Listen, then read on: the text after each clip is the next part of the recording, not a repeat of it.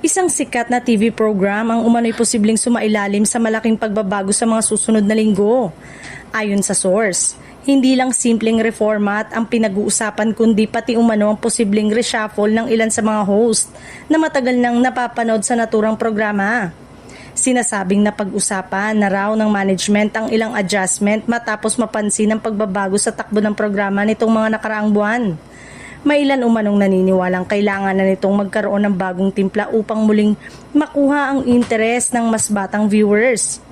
Ayon pa sa chika, may ilang host umanong posibleng mabawasan ng exposure habang may bagong personalidad naman na ilulutang para mapabilang sa lineup.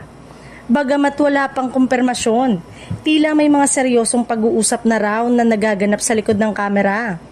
May mga netizen na rin ang nakakapansin na tila kakaibang galaw sa naturang host, kabilang ang ilang pagbabago sa segment flow at exposure ng host.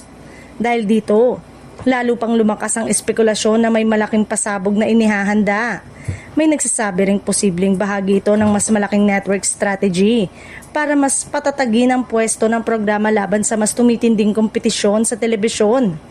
Kung totoo man, siguradong magiging usap-usapan ito oras na opisyal na ihayag. Sa ngayon, tikom pa rin ang bibig ng mga taong sangkot sa issue. Pero ayon sa source, abangan na lang dahil hindi na raw ito magtatagal kaya ang tanong ng marami. Anong programa kaya ito at sino-sino ang posibleng maapektuhan sa reshuffle?